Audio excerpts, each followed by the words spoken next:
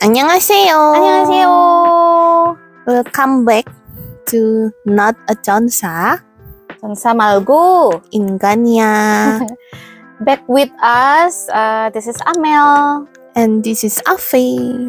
Kita hari ini mau sharing second podcast kita.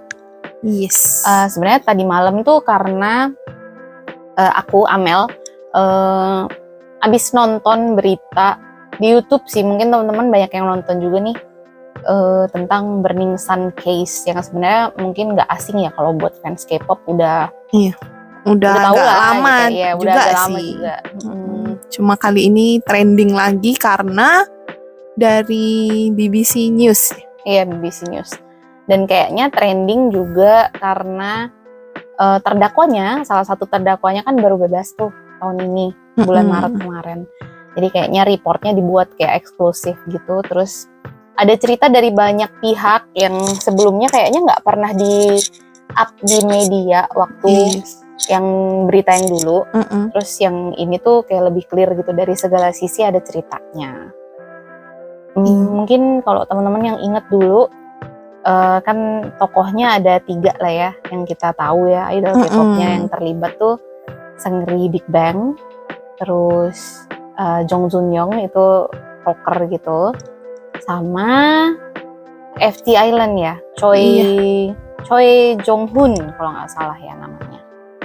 Dan karirnya mereka kan sekarang ya dibilang mati banget. Kayaknya yang FT Island sama Jong Jun Young ini udah redup ya, udah nggak balik lagi. Udah nggak balik. Cuma kalau Seungri sih, aku masih lihat kayak masih banyak di kanan dan di kiri. Dia aktif di YouTube, di Instagram masih eksis juga. Sementara sebenarnya kalau dulu, bukan dulu sih, sampai sekarang setauku tuh pemerintah Korea punya satu peraturan kalau misalkan ada any profile yang case-nya tuh berkaitan sama kejahatan seksual.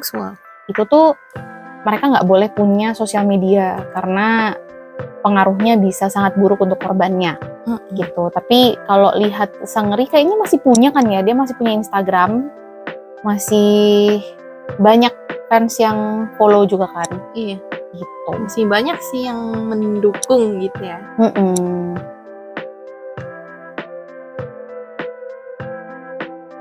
Oh, udah nggak punya kah? Coba ya, kita cek. Soalnya kan terakhir ada yang dia upload di mana ya, yang waktu main ke Jakarta. Atau bukan Seungrinya yang upload ya?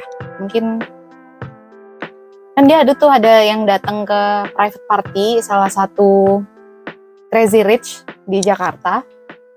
Dan undangannya salah satunya Seungri gitu. Terus datang ke Indonesia untuk private party sama teman-temannya gitu kan. Oh iya, waktu itu fotonya sempat Viral sih kan, ya, viral, lumayan viral tuh waktu itu fotonya. Kita nggak pernah terlalu ngikutin ya kalau Big Bang, soalnya memang Iya, kebetulan kita nggak banyak ngikutin kalau untuk Big Bang.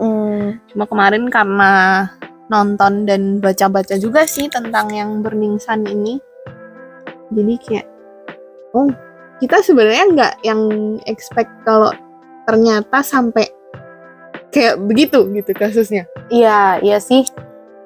Karena kan dulu waktu yang media Korea kayak nggak sedetail yang dikasih tahu sama BBC News ini gitu kan. Dan nggak ada video yang benar-benar gamblang di upload gitu, maksudnya dikasih lihat ke publik ini loh seperti ini gitu. Kasusnya cuma kemarin pas nonton sih sebenarnya to be honest agak kaget sih ya. Terutama kemarin sih ada satu video yang menurut aku sangat nggak respect banget ke cewek gitu. Salah 2 orang dari mereka gitulah. Nggak banget sih, kayak tarik-tarik tangan ceweknya kelihatan banget kalau ceweknya tuh nggak mau. Dia nahan supaya supaya dia bisa tetap stay di situ. Dia lagi duduk gitu di balik meja gitu, duduk di kursi. Terus ditarik-tarik, dan cara ngomongnya tuh super disrespectful gitu ke wanita. Yang aku secara personal nggak tahu tentang kehidupan pribadi idolnya, nggak tahu tentang kehidupan yang cewek yang ada di video itu tuh apa ya, nggak nyaman aja liatnya. Iya. So, ada Nontonnya satu, tuh agak iya, agak disturbing disturbing gitu ya dilihatnya. Tapi ya itu sesuatu yang ada baiknya juga sih, ketika kita tahu oh ternyata ya balik lagi kayak channel kita ya, oh ternyata idol K-pop tuh ya berdosa juga. Mereka manusia yang bisa berdosa gitu. Dan ini sih kayak satu lagi ada videonya yang selain yang disrespectful ke cewek, ada juga yang videonya aduh apa ya, sangat nggak nyaman gitu karena nggak sopan ke cewek kan. Kayak dia pegang bagian private lah gitu, terus di video dan di share ke temen-temennya gitu, kayak dianya hai guys gitu, kayak buat main-main gitu. Yang sementara kalau aku sebagai cewek liatnya somehow kayak itu sangat apa ya, kayak mereka nganggap cewek tuh nggak kayak orang gitu, lebih kayak mainan, lebih kayak barang yang mereka bisa mainin seenak-enaknya gitu loh. Kayak mau itu idol atau bukan, kayaknya kalau buat aku ketika aku lihat videonya langsung hilang respectnya ke orang-orang yang kayak gitu. Iyalah. Ya kecewa karena kita sebenarnya bukan fans dari mereka ini ya. Iya. Kayak cuma tahu gitu karena kita kan casual listener aja. Iya, gitu. Kita ngikutin, kita dengerin lagunya, tapi nggak pernah ngikutin yang sampai ngefans gitu ke salah satu dari mereka bertiga ini kan. Tapi yakin sih banyak juga pasti yang kecewa, banyak yang oh ya ternyata bisa sampai se-extendnya sampai seperti itu, sampai separah ini. Gitu. Tapi mungkin kita ngomongin dari sisi lain ya, kan selain ngomongin soal cerita dari sisi idolnya yang ternyata seperti itu, ada cerita dari sisinya wartawan juga, dari reporternya gitu. Iya. Nah kemarin tuh aku nonton ada 2 reporter yang sebenarnya in charge banget di case yang ini. Yang awalnya kan case-nya sebenarnya bukan tentang si Burning Sun-nya sendiri kan, case-nya lebih tentang ngomongin soal Jong Jun Young yang rocker. Dia itu dilaporin sama mantan pacarnya karena ketahuan dia itu ngevideoin ketika mereka lagi intimate gitu lah intinya. Terus dia mengancam si mantan pacarnya ini bakalan nyebarin videonya ke publik, which is kan ya ceweknya takut lah pasti, jadi dia lapor ke polisi gitu. Dan pas lapor ke polisi ini ternyata kan handphonenya Jong Jun Young ini nggak dicek, sementara kasus Burning Sun ini kan buktinya semua ada di chat Kakao Talk kan. Kalau orang Korea kan sukanya pakai Kakao Talk tuh, dan mereka tuh semuanya ada di situ gitu buktinya.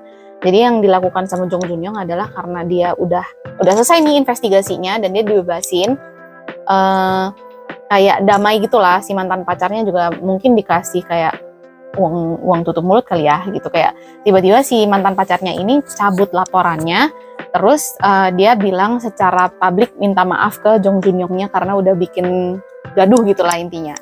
Terus ternyata mungkin karena dia udah nyampe ke satu kasus yang ke ranahnya ke kepolisian. Wajar nggak sih kalau orang tuh takut gitu, jadinya dia si Jong Jun Young-nya ini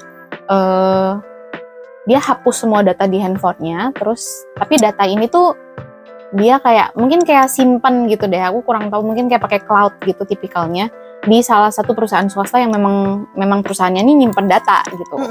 Dan setelah 2 tahun ya kalau nggak salah, sekitar 2 tahun, data itu yang kesebar. Jadilah ada kasus awalnya kenapa Burning Sun ini kebuka semua, ada apa di dalamnya kayak gitu kan.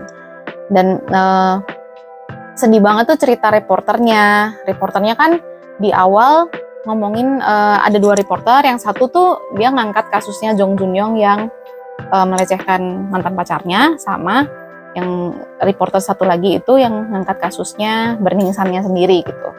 Terus yang reporter yang pertama ini dia bilang kalau selama perjuangannya dia untuk membuktikan kalau memang ada yang salah dengan profil-profil idol ini, dia tuh diserang sama fansnya, dan kasihan banget yang sampai extendnya tuh dikasih thread message lah, terus yang di dia telepon. di telepon Iya. dari jam 2 pagi. Benar. Teleponnya kan dari subuh gitu, dari jam 2 sampai jam 5, dan dia posisinya waktu itu kondisinya lagi hamil dan akhirnya keguguran gitu. Dan itu kejadiannya lumayan lama periodenya kan. Jadi sampai dia 2 kali keguguran dan sampai sekarang tuh masih ya udah nggak punya anak gitu. Ya itu karena kebayang nggak sih kayak kadang tuh haruskah kita sampai negatif itu gitu untuk nyerang seseorang sampai ngeubah hidup orang itu tuh sebegitunya. Ya. Bela K-pop idol jangan kayak bela negara, guys. Enggak, jangan begitu, guys. Mungkin anyone deh ya gitu, nggak cuma yang fans K-pop gitu, yang suka sama bela siapapun sih. Iya, kayak kita harus let's be logical aja gitu. Kayak kalau misalkan seseorang ini nih bikin salah, ya ada baiknya kita tuh mendukungnya justru supaya mereka ke jalan yang lebih baik benar. Gitu lah ya jalan yang lebih benar gitu.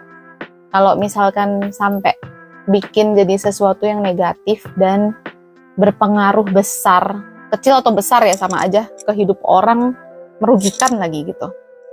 Sayang banget gak sih? Kayak kenapa kehidupan fangirling kita atau fanboying kita ini jadi hal yang negatif gitu dilihatnya. Iya. Padahal kan tujuannya kamu mau mendukung artisnya gitu. Ya dukunglah sebagaimana mestinya aja. Gitu. Kalau merekanya yang manusiawi aja sih. Karena sebenarnya fans K-pop itu manusia kan. Idolnya pun manusia. Jadi ya gimana dong? Sukanya juga sewajarnya aja. Jangan sampai mengalahkan akal sehat dan hati nurani. Gimana ya? Itu sih sebenarnya intinya. Sedih sih, maksudnya pas tahu cerita reporternya, yang satunya kan reporternya juga sama tuh, waktu case Burning Sun itu lagi booming-boomingnya, beberapa penggemarnya ada yang nyerang ke reporter ini, dan reporter ini tuh baru punya anak, jadi dia kayak masih ada anak bayi yang sampai dia tuh takut keluar rumah kayak gitu-gitu karena takut bahaya gitu kalau misalnya di luar. Sedih banget. Dan misalkan kalau sampai terjadi apa-apa gitu, syukurnya nggak ada apa-apa ya, maksudnya sampai sekarang mereka hidup dengan baik-baik aja. Tapi kalau misalkan pada waktu itu sampai ada fans yang ekstrim tindakannya, terus sampai merugikan si reporter ini atau mungkin anaknya yang masih bayi, sedih banget nggak sih gitu, karena kenapa harus sampai kayak gitu. Iya. Cara online pun banyak yang kayak send message yang enggak gitu ya, maksudnya yang sangat enggak baik. Pernah nggak sih kepikiran kalau ternyata dari cuma sekedar ketikan nih, kayaknya nyantai banget nih ngetiknya, mungkin yang ngetik juga sambil tiduran di kasur ya kan, sambil main handphone, terus ngetik kayak gitu, dan ternyata itu mempengaruhi kehidupan orang sampai sebegitunya. Betul. Coba mungkin ke depannya kita ini harus lebih berpikir lagi sebelum menyampaikan sesuatu. Setuju. Apapun itu sih, ke siapapun itu. Karena kita nggak tahu kalau ternyata setelah kita ngomong sesuatu, setelah kita ngetik sesuatu, ternyata orangnya take it so serious gitu. Iya, seserius itu, dan kita nggak tahu kenapa pun alasannya, kita juga nggak tahu. Orang lain juga sama kan sebenarnya, dia nggak tahu kehidupan kita kayak gimana.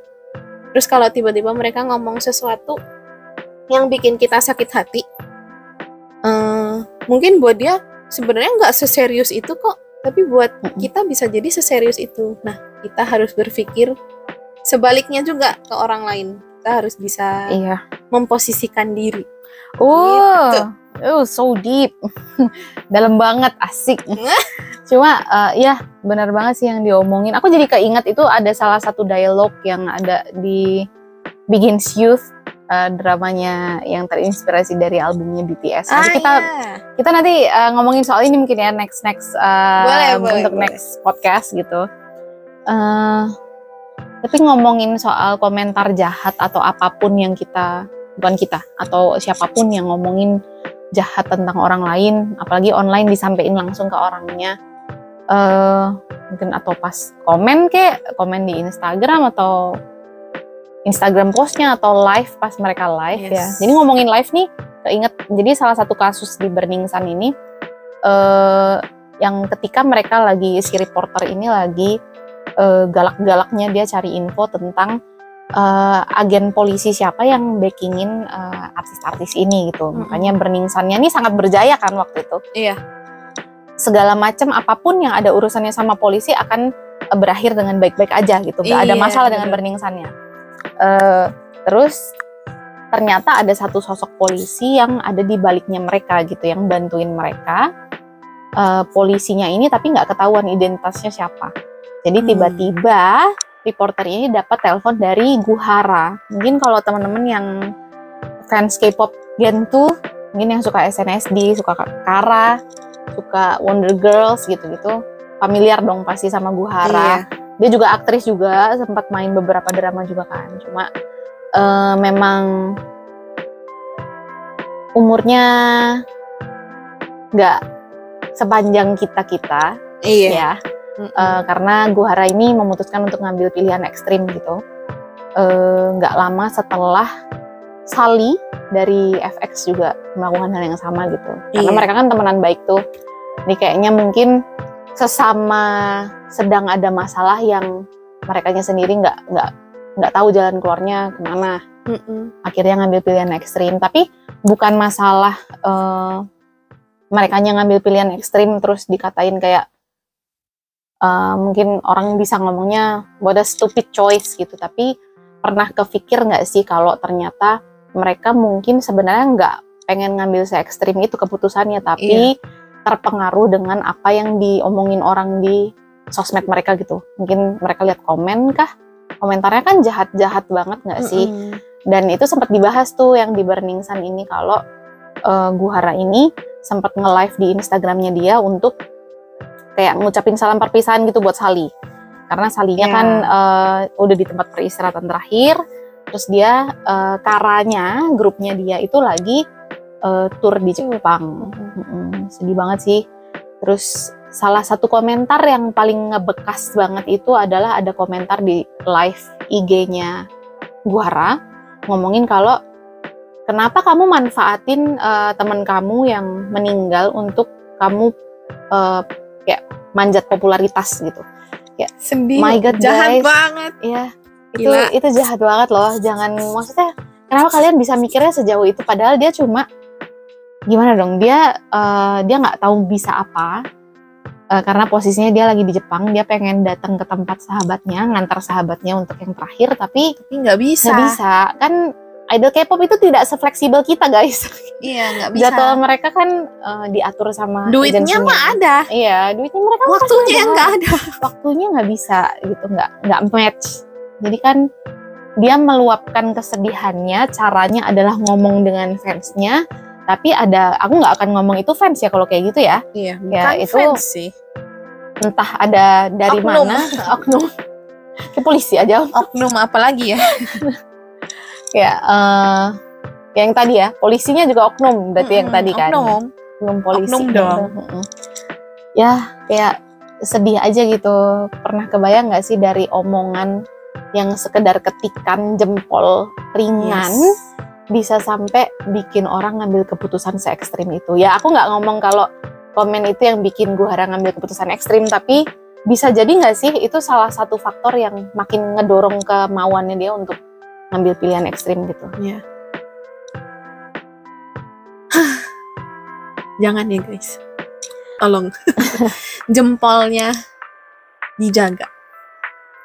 Ya ada bagusnya kalau memang ada kan orang yang memang suka aktif di sosial media mau komen, let's be positif juga gitu. Kasih komen yang positif, kasih komen yang membangun untuk siapapun yang mau kita komen. Iya. Kalau misalkan mau sesuatu yang negatif pun mengkritik it's okay gitu, kasih kritik tuh bagus kan untuk ngebangun orangnya.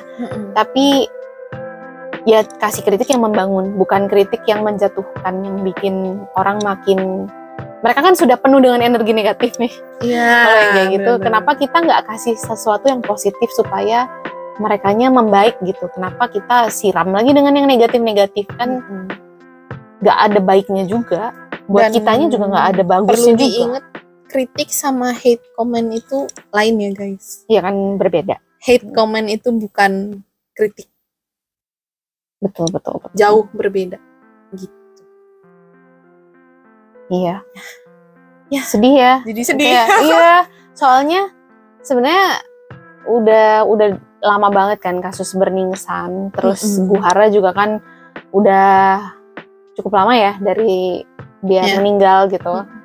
Karena ada news ini ya jadi keinget lagi gitu. Terus aku kebayangnya kalau kita profil orang yang digituin sama orang lain gitu, maksudnya dikasih komentar jahat, dijatuh-jatuhin, kayak apa yang akan kita rasain?